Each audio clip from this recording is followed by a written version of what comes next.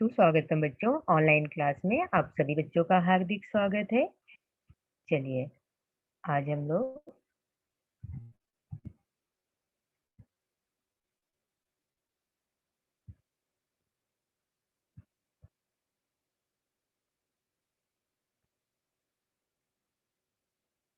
देखिए हिंदी विषय में कविता पाठ का अध्ययन करने वाले हैं बच्चों। ठीक है, कविता का नाम है चंदा मामा। ठीक है, कविता को हम इंग्लिश में पोयम कहते हैं और हिंदी में कविता कहते हैं। और कविता का नाम है चंदा मामा। पेज नंबर 49 पे है बच्चों। ठीक है, हमारी जो बुक है उसमें पेज नंबर 49 पे आप जाओगे तो कविताएं लिखा हुआ है 7th करके, 7th स्टार में कविताएं। और हमें 3 कविताएं पूरे साल में पढ़ने हैं। तो हमारी पहली कविता है Chanda Mama. Okay, page number 49, page number 49। ठीक है, और इसके साथ साथ हम लोग और क्या पढ़ने वाले हैं? इसके साथ साथ हम बिना मात्रा के शब्द पढ़ेंगे। ओके, बिना मात्रा वाले शब्द एवं आ के मात्रा के शब्द का अभ्यास भी हम लोग आज करने वाले हैं यहाँ पे। ओके, तो चलिए देखिए, बुक हमारी कौन सी है? आई मैक्स की है। Hindi text book and workbook दोनों एक में है और स्तर 1, स्टैंडर्ड फर्स्ट। ओके, ये देखिए इस तरह से कुछ वर्कबुक में दिया गया है बच्चों। ठीक है, चंदा मामा कविताएं। चंदा मामा, चंदा मामा प्यारे प्यारे तुम सबसे हो न्यारे, दिन में न जाने कहाँ छुप जाते, रात को तारों के संग आते, तुम तो घटते बढ़ते रहते, आंख मिचौले खूब खेलते, जब तुम हो जाते गोल, चांदनी फैलाते भरपूर, चंदा मामा प्यारे प्यारे तुम सबसे हो न्यारे। ठीक है, तुम सबसे हो न्यारे। तो आइए मैं बोल करके आप लोगों को दिखाती हूँ। चंदा मामा प्यारे प्यारे तुम सबसे हो न्यारे, दिन में न जाने कहाँ छुप जाते हो, रात को तारों के संग आते, तुम तो घटते बढ़ते रहते, आंख मिचौली खूब खेलते, जब तुम हो जाते गोल, चांदनी फैलाते भरपूर, चंदा मामा प्यारे प्यारे तुम सबसे हो न्यारे। ओके, न्यारे मतलब क्या? अलग। तो आइए थोड़ा सा हम लोग इनके अर्थ को समझ लेते हैं, एक्सप्लेनेशन देख लेते हैं बच्चों। ठीक है, चंदा मामा प्यारे प्यारे। ठीक है, चंदा मामा यानी प्रकृति के प्लैनेट के जितने भी ग्रह हैं उनके साथ भी हमारे कुछ न कुछ रिश्ते बने हुए हैं। प्रकृति नेचर के साथ हमारे रिश्ते बनाए जाते हैं, इसके जिसके वजह से हम उनकी रक्षा कर सके। जैसे आप पेड़ पौधों में भी देखा होगा, तुलसी जी को तुलसी माता जी कहा जाता है, बरगद की पूजा की जाती है, नीम की पूजा की जाती है, नीम का जो पेड़ पौधा होता है उनकी भी पूजा की जाती है। इन सब पूजा पाठ करने का एक अलग ही रीजन होता है, एक अलग मतलब होता है। एक तो आस्था का प्रतीक वो होता ही है, और दूसरा ये होता है कि उसी के साथ साथ, उसी आस्था के साथ साथ हम उनकी पूजा पाठ भी करेंगे। ठीक है, तो जैसे सूरज को दादा की संज्ञा दी जाती है, दादा कहा जाता है, चंदा को मामा कहा जाता है। मामा भी बच्चों को बहुत प्रिय, बहुत पसंद आते हैं, इसीलिए मामा कहकर चंदा को बुलाया जाता है। ठीक है, हमारा एक रिश्ता कायम किया गया है, एक रिलेशन जोड़ा गया है, जिससे हम उनको याद रख सके और उनकी आस्था और उनकी देखभाल भी कर सके, उनके प्रति आदर भाव रख सके। यही सब कारण हो सकते हैं। ठीक है? जैसे जानवरों के साथ भी देवी-देवताओं को जोड़ दिया गया है कि उसी के साथ-साथ हमारी आस्थाएँ जुड़ी होगी, हमारे भाव जुड़े होंगे तो हम उनकी रक्षा और सुरक्षा भी कर पाएँगे, ठीक है?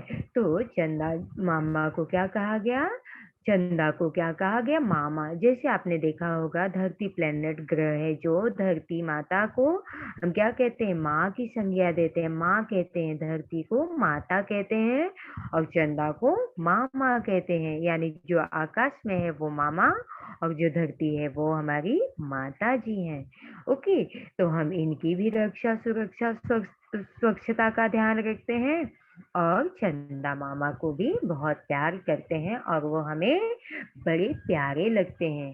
तो क्या कहा है?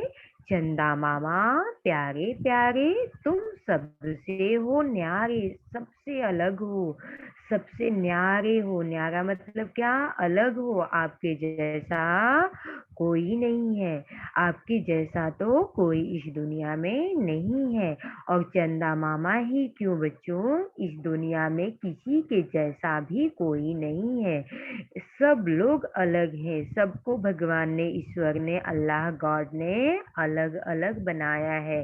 सबकी आवाज अलग है, सबकी बोली अलग है, सबकी पर्सनालिटी अलग है, सबके चेहरे अलग हैं, सबके रंग रूप अलग हैं, लेकिन सब अलग होते हुए भी एकता में अनेकता कायम रखने की बात कही जाती है इस देश और दुनिया में।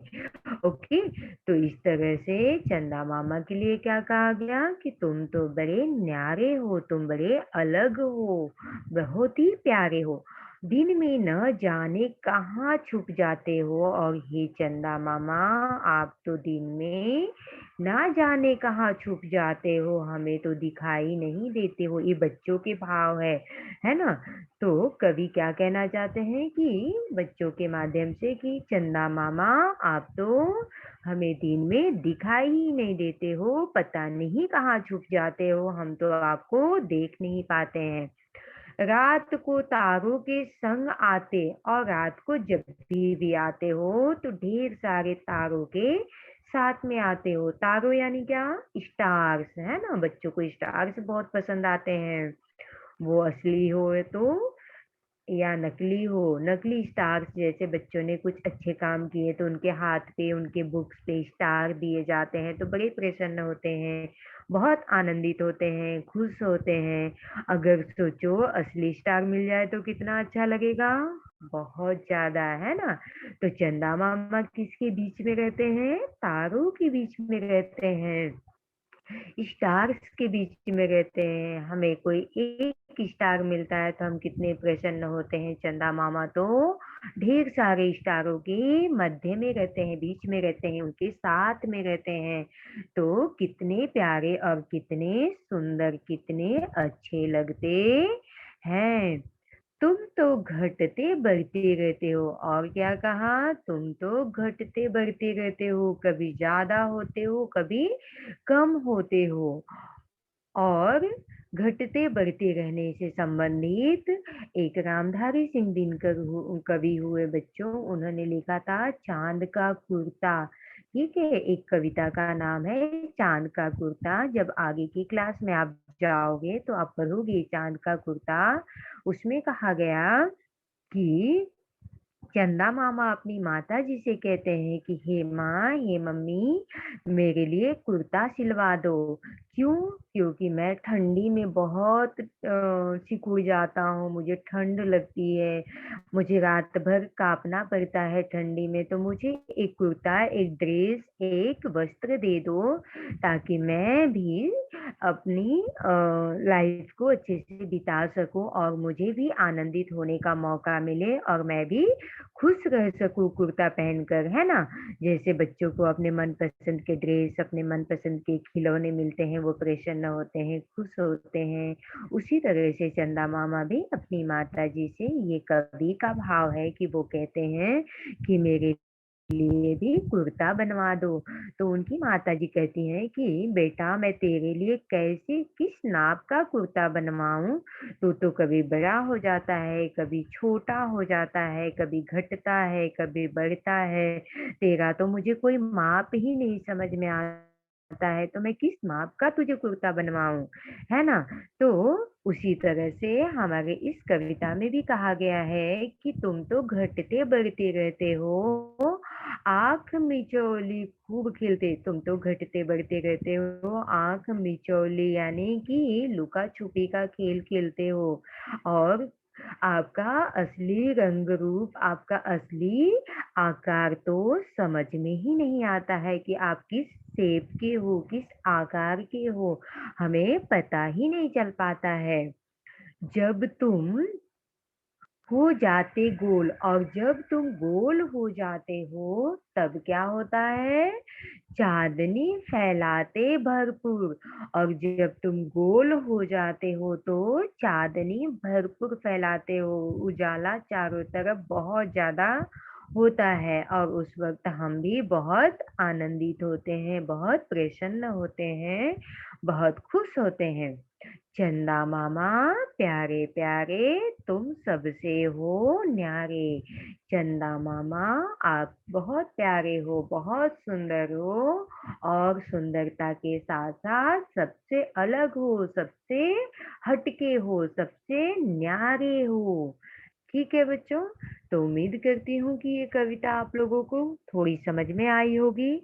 आपको याद करनी है कविता, अगर हो सके तो आप अपने नोटबुक में 2 बार लिखिए, और लिखकर याद करेंगे तो आपको और अच्छे से समझ में आएगा बच्चों। ठीक है, चलिए किसी को कुछ डिफिकल्टी होगी तो मैं बाद में वापस समझा दूंगी। ओके। नेक्स्ट है बच्चों, देखिए कठिन शब्द। ठीक है, कविता में से ही हमने कठिन शब्द लिए हैं, और इन कठिन शब्द को हम इंग्लिश में हार्ड वर्ड्स कहते हैं। इंग्लिश में तो आप बहुत बार हार्ड वर्ड्स पढ़ते हो, है ना? उसी तरह से हिंदी में भी हमें कठिन शब्द पढ़ने हैं। कठिन शब्दों का जब हम अभ्यास कर लेंगे तो हम शब्द बनाना सीख जाएंगे, तो शब्द के साथ साथ हम वाक्य भी बनाएंगे। ओके, जैसे हमने मात्राएं सीखनी है, मात्राओं के साथ साथ हमें शब्द बनाना भी आ जाएगा। ओके, तो पहला शब्द है यहाँ पे, देखिए चंदा, है ना? हमारे बुक में आया है चंदा। अब सिर्फ आप सीखिए कि किस तरह से इनको पढ़ा जाता है, सुनिए, और बाद में हम लोग मात्राएं जब सीख लेंगे तो आपको लिखना भी अच्छे से आ जाएगा। चंदा, चंदा यानी मून, जिसको इंग्लिश में हम क्या कहते हैं? मून कहेंगे। चंदा मामा के लिए कहा गया है। सबसे, सबसे यानी सबसे हटके हो। ठीक है, सबसे न्यारे हो। न्यारे यानी सबसे अलग हो। चौथा शब्द है तारो, तारो यानी स्टार्स के बीच में रहते हो, तारों के साथ रहते हो, संग में रहते हो। ओके, और पांचवा भी देखिए संग, संग यानी साथ। ठीक है, छठवां है मिचौली। छठवां कौन सा शब्द है बच्चों? मिचौली, यानी कि लुका छुपी का खेल खेलते हो, कभी नजरों से आगे आते हो और कभी हमारे नजरों से छिप जाते हो, तो आंख मिचौली खेलना कहते हैं। सातवां है गोल, गोल यानी एकदम राउंड शेप के हो जाते हो, तो चांदनी फैलाते हो। आठवां शब्द देखिए चांदनी, यानी रोशनी, भरपूर मात्रा में लाइट देते हो। नवा शब्द है फैलाते, यानी चारों तरफ फैला देते हो, बिखेर देते हो अपनी चांदनी को, अपनी रोशनी को। 10वां शब्द है भरपूर मात्रा में, जितना जरूरत है उससे भी ज्यादा आप हमें देते हो चांदनी, रोशनी। ओके, तो ये 10 शब्द हैं बच्चों, इनको भी आपको पढ़ना है। धीरे धीरे आप याद करने का प्रयत्न करिए, सब कुछ समझ में आ जाएगा। ओके, नेक्स्ट है बच्चों, देखेंगे हम लोग स्वर, स्वर क्या है? मात्रा वाला शब्द जब हम लोग सीखेंगे तो मात्राएँ कहाँ से आई? उसके लिए हम लोग सीखेंगे बच्चों कि मात्राएँ स्वरों से आती है, ठीक है? जब मैं क, ख, ग, घ या व्यंजन वर्ण सिखाना स्टार्ट की थी या फिर उससे पहले जब मैंने स्वर्ण वर्ण आपको सिखाया था, तभी बताया था कि स्वर जो होते हैं वो स्वतंत्र होते हैं, ठीक है? स्वरों को बोलने के लिए या उनको उच्चारित करने के लिए हमें किसी की भी आवश्यकता नहीं होती है, ये है डेफिनेशन स्वर की। ओके, और व्यंजन की डेफिनेशन अगर हम देखेंगे, परिभाषा देखते हैं तो कहेंगे कि व्यंजन को उच्चारित करने के लिए हमें स्वरों की आवश्यकता पड़ती है, स्वरों की सहायता लेनी पड़ती है, तभी हम व्यंजन को उच्चारित कर पाएँगे अथवा नहीं कर पाएँगे। ओके, तो इन्हीं से संबंधित है, ये देखिए 13 शब्द हैं, 13 अक्षर हैं, ठीक है? 13 अक्षर कुल मिला के हैं, वैसे तो 11 ही अक्षर स्वर में सम्मिलित किए गए हैं और ये अनुस्वार और विसर्ग जो है, ये भी इनको स्थान दिया गया है स्वरों के अंतर्गत। तो ये कुल मिलाकर 13 हो जाते हैं बच्चों।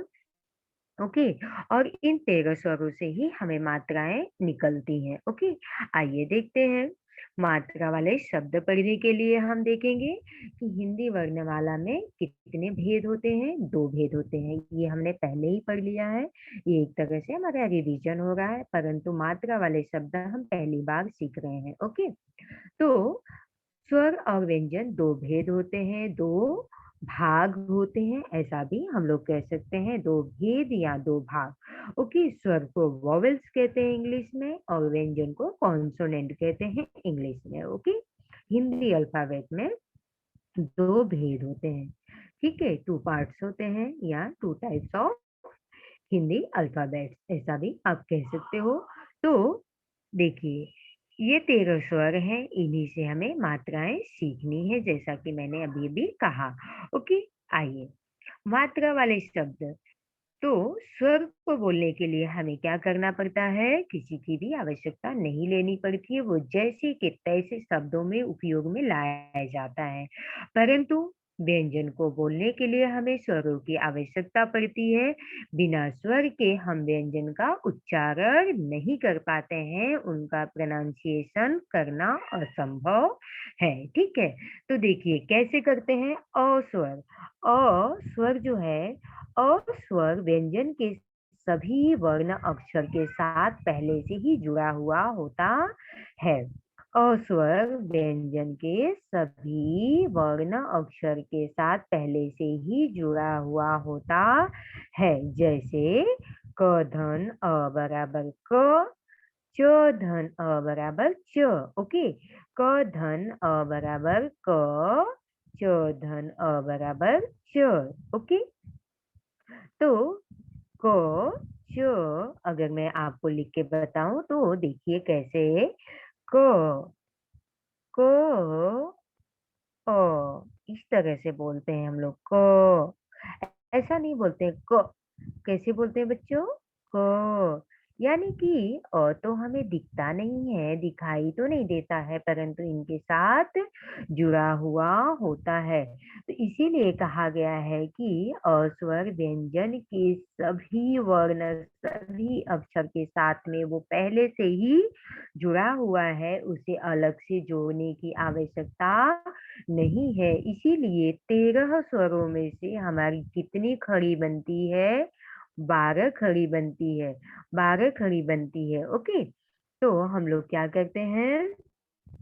इन 12 खड़ी से ही मात्राएं लेकर पढ़ते हैं, है ना? तो देखिए यहाँ पे अस्वर से बनने वाले शब्द को बिना मात्रा वाले शब्द भी कहते हैं। और स्वर से जो भी शब्द बनेंगे उनको और क्या कहेंगे हम लोग? बिना मात्रा वाले शब्द कहेंगे। तो पहला है देखिए यहाँ पे जैसे। जैसे यानी क्या? एग्जाम्पल। एग्जाम्पल के तौर पे क्या है? देखिए नल। न ल, नल क्या होता है? कोई मात्रा नहीं लगी है, परंतु मीनिंगफुल शब्द है, यानी अर्थपूर्ण शब्द है। नल यानी टैब, जो हमारे और आपके घरों में नल लगा हुआ है जिसमें हम पानी प्राप्त करते हैं, पानी पानी लेते हैं, पानी यानी वाटर निकालते हैं, उसे क्या कहते हैं? टैब या नल कहते हैं। ओके, तो नल दो अक्षर का शब्द है, बिल्कुल मात्रा नहीं है परंतु अर्थपूर्ण शब्द है। वैसे ही सेकेंड वन देखिए, जल। जल यानी क्या? पानी। पानी, वाटर, ठीक है, जो भी आप बोलो। इंग्लिश में वाटर कहते हैं, आम बोलचाल की भाषा में पानी कहते हैं, या लिखित भाषा में भी पानी और जल दोनों का इस्तेमाल होता है, ठीक है। तो जल, जल को हम क्या कहते हैं? पानी कहते हैं। पर्यायवाची शब्द जब हम पढ़ेंगे आगे की क्लास में, तभी भी आपको समझ में आएगा। तत्सम तद्भव, देशी विदेशी शब्द जब हम पढ़ेंगे तो भी हम लोग उस वक्त समझेंगे कि ये शब्द कहाँ कहाँ से आए हैं, क्योंकि हिंदी में बहुत भाषाओं का मिश्रण है बच्चों, ठीक है। तो पहले तो हम लोग छोटे छोटे शब्दों से यानी सरल से जटिल की तरफ जाएंगे, कठिन से सरलता से कठिन के तरफ जाएंगे, यानी जो हमें जानकारी है और जो नहीं जानकारी है उसके तरफ हम धीरे धीरे बढ़ते जाएंगे। Okay, sorry. नेक्स्ट वन है देखिए, तीन अक्षर के शब्द में अगर हम लोग देखते हैं तो महल। महल, महल क्या होता है बच्चों? महल वो होता है जो राजा महाराजा जिसमें रहते थे पहले जमाने में ज्यादातर, और आज की डेट में अगर कहेंगे तो बंगलो इत्यादि को या बड़ा हाउस जिनके पास होता है उनको हम कहते हैं महल, ठीक है। तो महल यानी बिग हाउस, बड़ा घर। और दूसरा है देखिए कमल। क्या है?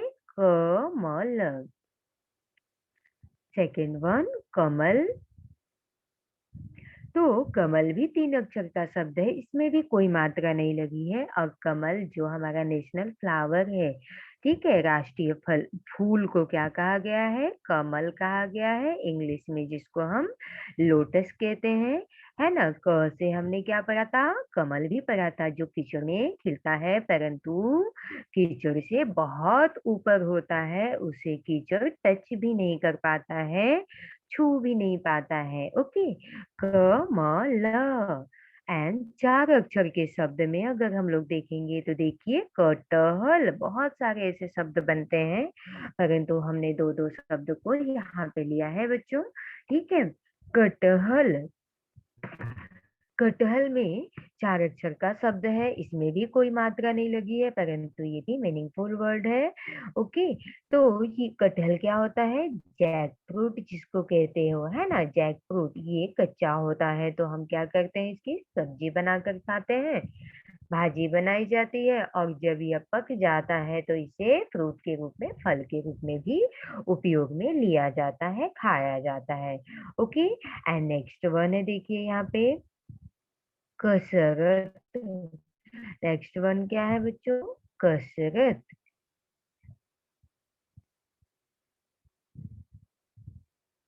कसरत शब्द है, कसरत क्या होता है? ये भी चार अक्षर का शब्द है परंतु ये भी मीनिंगफुल वर्ड है जिसमें मात्रा नहीं लगी है, तो भी ये अर्थ को व्यक्त करने वाला शब्द है कसरत। और कसरत मतलब होता है एक्सरसाइज, योगा, प्राणायाम, जो भी हम अपने मन और तन को सुंदर बनाने के लिए या फिर स्वच्छ रखने के लिए या फिर स्वस्थ रखने के लिए करते हैं योगा, एक्सरसाइज, उसको कसरत भी हिंदी में कहते हैं। ओके बच्चों, तो इतना आपको समझ में आया बिना मात्रा वाले शब्द में। और भी ढेर सारे शब्द हैं उसे भी हम लोग पढ़ेंगे, जैसे गज, फल, टब, अब, दल, कल, वह, जब, नर, घर, है ना, पग, हम, बस। बहुत सारे ऐसे शब्द हैं, दो दो अक्षर के, तीन तीन अक्षर के, चार चार अक्षर के, जो कि बिना मात्रा वाले शब्द को दर्शाते हैं परंतु मीनिंग उसमें भरपूर होती है, पूरा अर्थ व्यक्त करने वाला शब्द माना जाता है, ठीक है। तो इस तरह से हम लोग देखें बच्चों। ओके, आइए नेक्स्ट वर्ड, नेक्स्ट है आ की मात्रा से बने हुए शब्द, है ना। अ के बाद क्या आता है? आ आता है। ओके, तो आ से बने हुए शब्द भी देखेंगे हम लोग। आ से बनने वाला शब्द कौन कौन से हैं देखिए यहाँ पे। पहला है आम। पहला कौन सा है? आम। ओके, आम। आम यानी मैंगो। मैंने कहा था कि जहाँ पे स्वर इस्तेमाल होगा वो जैसे का तैसे आ जाएगा, उसमें कोई मात्रा नहीं लगेगी। तो आ पहले से ही है। अब म, ठीक है। म में भी अ मात्रा लगी हुई है। अ की मात्राएं पहले से जुड़ी हुई है, परंतु हम लोग उसको काउंट नहीं करेंगे, उसको गिनती में नहीं लेंगे। तो हम क्या कहेंगे? म आम यानी मैंगो। जो फलों का राजा होता है उसे हम क्या कहते हैं? मैंगो कहते हैं। आम कहते हैं इंग्लिश में मैंगो। एंड नेक्स्ट वन है राम। र में देखिए आ की मात्रा लगी हुई है। राम। राम ऐसा माना जाता है कि भगवान कभी आए थे जिनका नाम राम था, और आज की डेट में भी बच्चों के नाम भी राम होते हैं। राम श्याम, या फिर राम पलट, रामाश्रय। रामाश्रय बहुत सारे ऐसे नामों के आगे राम जोड़ दिया जाता था, तो भी हम कहते थे कि राम शब्द आया है। ठीक है, तो र में आ की मात्रा लगाकर शब्द बना Ram. Okay, Ram. And next one है देखिए शाम। स में आ की मात्रा लगी तो शब्द क्या बन गया? शाम। शाम भी नाम होता है, और इवनिंग के टाइम को भी हम क्या कहते हैं? शाम का समय हो गया है। ओके, तो इसमें भी आ की मात्राएं लगी है। नेक्स्ट वर्ड है बच्चों देखिए सागर। सागर में स पे आ की मात्रा लगी है तो शब्द बना सागर। और सागर क्या होता है? सी समुद्र। जो बीच पे या जो समुद्र के किनारे गए होंगे उनको पता होगा, या आजकल तो मोबाइल में भी सब कुछ अवेलेबल है, आप वहां पे भी देख सकते हैं। ओके, एंड फिफ्थ वन है देखिए आदर। आदर में आ भी देखिए आ की तरह, आम की तरह आ भी यहाँ पे मात्रा के साथ पहले से ही आया हुआ है। इसमें कोई भी मात्रा लगाने की आवश्यकता नहीं है, क्योंकि स्वर ही है जो शब्द में उपयोग में आ रहा है, लाया जा रहा है। आदर यानी क्या? रिस्पेक्ट। ठीक है, किसी के प्रति आदर भाव होना, रिस्पेक्ट होना, मान सम्मान होना, उस शब्द को क्या कहते हैं? आदर कहते हैं। ठीक है बच्चों, तो ये इतने शब्द मैंने 5 शब्द इसमें लिए थे, 5 उसमें। तो इस तरह से हमने आज बिना मात्रा वाले शब्द और आ की मात्रा वाले शब्द पढ़े बच्चों। ठीक है, तो उम्मीद करती हूँ कि आप सभी बच्चों को समझ में आया होगा चंदा मामा की कविता और आ की मात्रा के भी शब्द। आ की मात्रा में और भी ढेर सारे शब्द आप बना सकते हो, जैसे मामा, चाचा, काका, दादा, नाला, नागर, काला, अनार, बाजार, सरकार, खरा, कक्षा, माता, हार। बहुत सारे ऐसे शब्द हैं। इजी शब्द में आप ले सकते हो मामा, पापा, चाचा, काका। ठीक है, बाबा। तो ऐसे शब्द भी बहुत ही आसानी से आपकी मात्रा लगाकर बनते हैं बच्चों।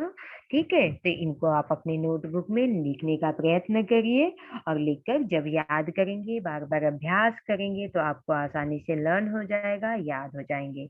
ओके, चलिए आप सभी बच्चों को बहुत बहुत धन्यवाद अटेंड करने के लिए। आइए अब हम लोग चैट बॉक्स की तरफ चलते हैं। ठीक है, कुछ डाउट है, कुछ क्वेरी है, तो आप लोग पूछ सकते हैं। ओके, सभी को समझ में आया?